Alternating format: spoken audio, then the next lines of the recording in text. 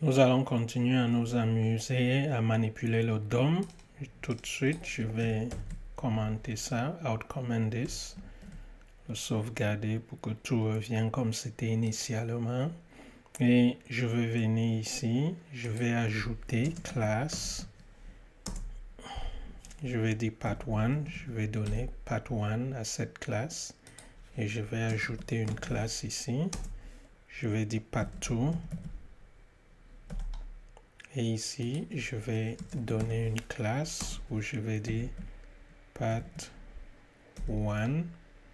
Classe n'est pas unique parce que plusieurs éléments peuvent avoir la même classe.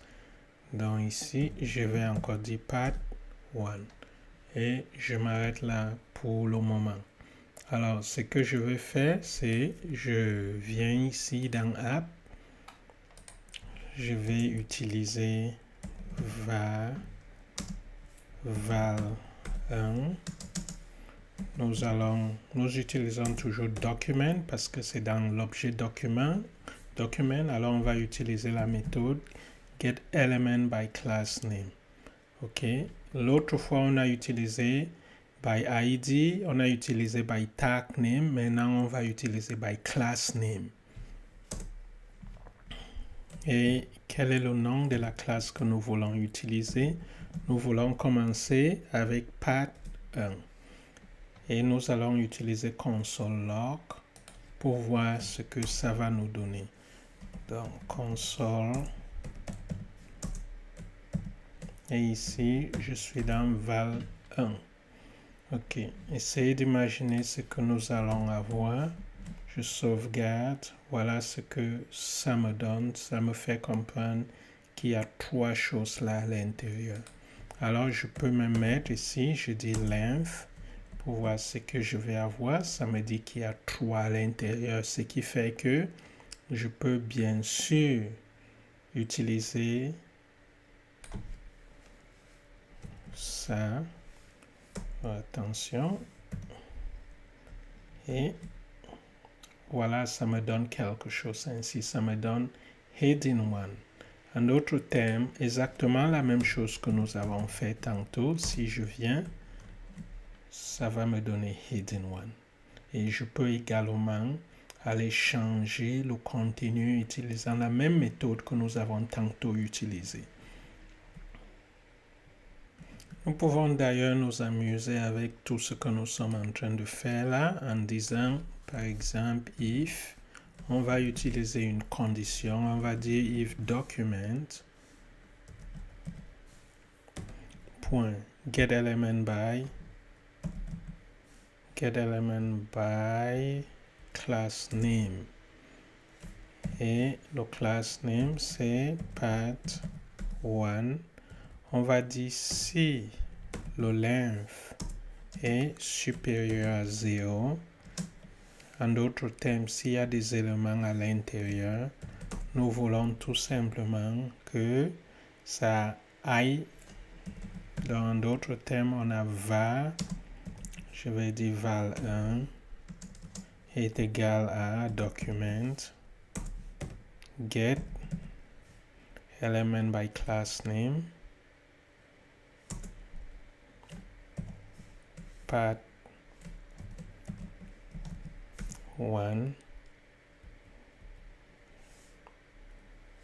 et je vais prendre le numéro 1.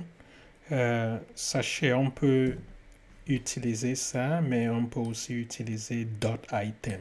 Alors, je vais d'abord utiliser ça et après, je vais utiliser .item et vous allez voir ce que ça va donner. Donc, on vient de garder le contenu de ça, heading 1 dans ça.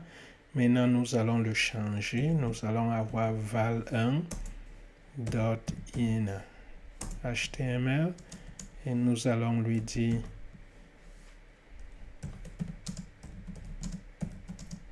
my name is Neil Young.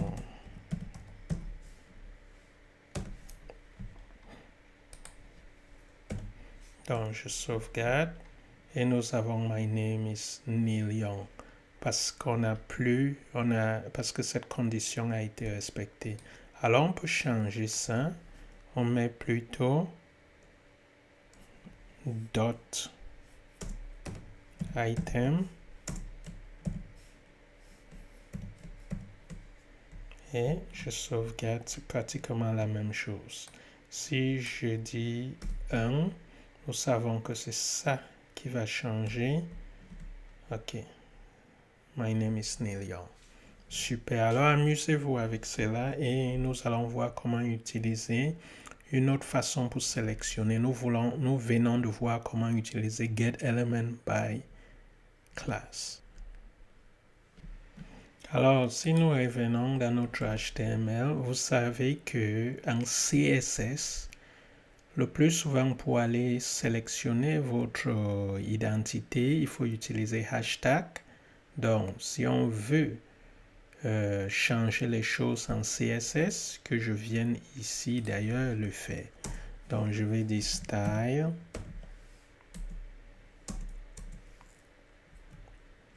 Si je vais venir choisir ceci, je vais dire hashtag heading 1 et je peux tout de suite dire color. Ok, la couleur, je dis que je veux la couleur teal. Et vous avez vu, ça a tout de suite changé. Ici, en termes de... Si je veux choisir la classe, ok, je choisis cette classe. Je vais venir ici, ça ne sera plus hashtag, ça sera point. Et je peux dire heading tool. Puis, je vais dire color. Je vais lui donner la couleur tomate. Attention, nous sommes où? Heading to. Non, en fait, nous avons pas to. Ce n'est pas heading to parce que heading, c'est toujours le ID. Ça, c'est pas to. Ok, super. Donc, voilà comment choisir une classe et voilà comment choisir une identité. Alors, nous allons venir ici faire pratiquement la même chose. Donc, je vais d'abord commencer par commenter ça. Sauvegarder et Neil Young va partir. Et ce que nous allons utiliser cette fois-ci, val 1. Et je vais dire document. Et puis, je vais prendre Query Selector. Query Selector. Maintenant, je vais aller chercher le hashtag heading 1. Donc, maintenant, je vais voir ce qui est à l'intérieur en utilisant console log val 1. Je sauvegarde. Voilà ce que nous avons, heading 1. Alors, nous pouvons faire exactement les mêmes choses comme on a fait avant. Je mets ça in HTML. Je sauvegarde. Nous avons ce qui est à l'intérieur. Je peux également utiliser ça pour changer le contenu comme on l'a souvent fait. Donc, je viens ici. Je dis val 1 in HTML. Je me répète beaucoup afin que ça reste parce que plus vous utilisez, plus vous n'allez plus utiliser et ça c'est extrêmement important pour votre formation en JavaScript. Ici je vais dire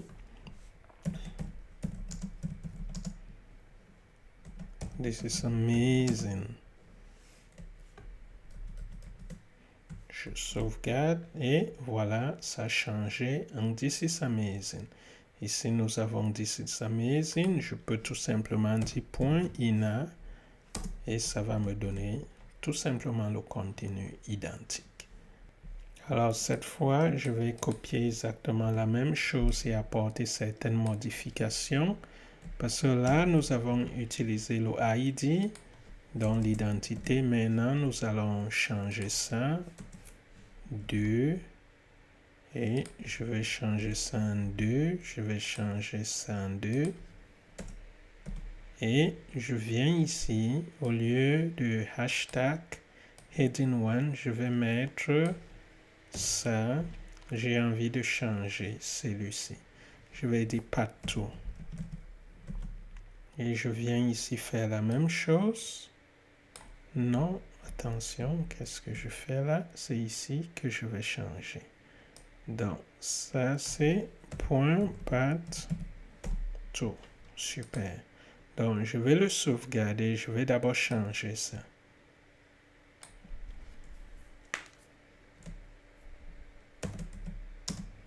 La vie est belle.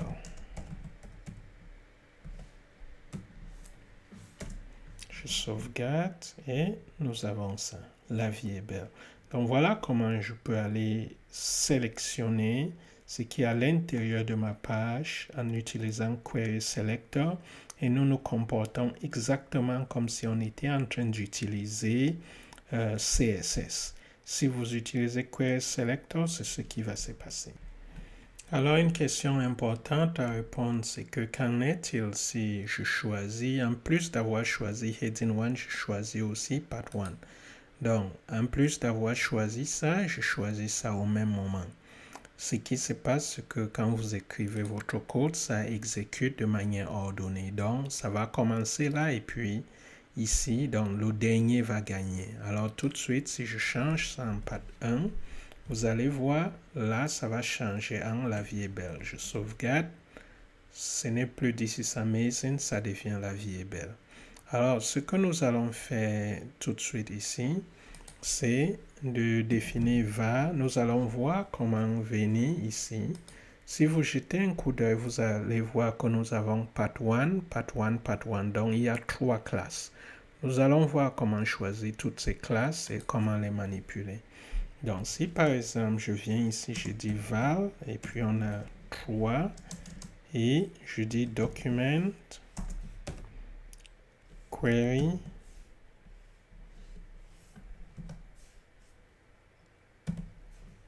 selector all. OK? Je vais all, je ne veux pas seulement query selector. Selector, ça prend un seul. Là, all, ça va me donner ce dont j'ai besoin. Et maintenant, je dis path 1. Donc, ça va me choisir tout ce qui englobe Path 1.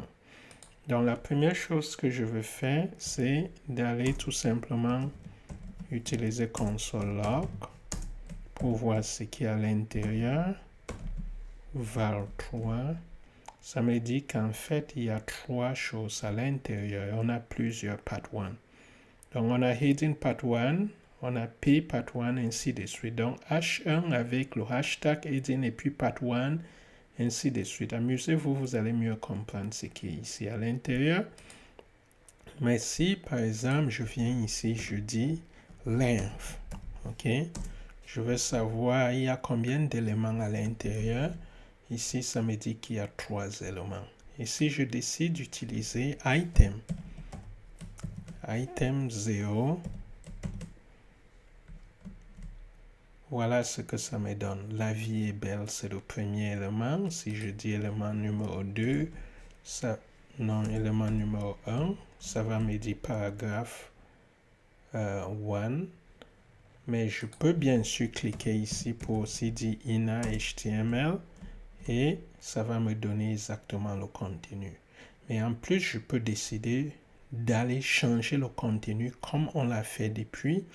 Donc, au lieu de mettre ça là, je peux tout de suite venir ici et je dis val 3.inner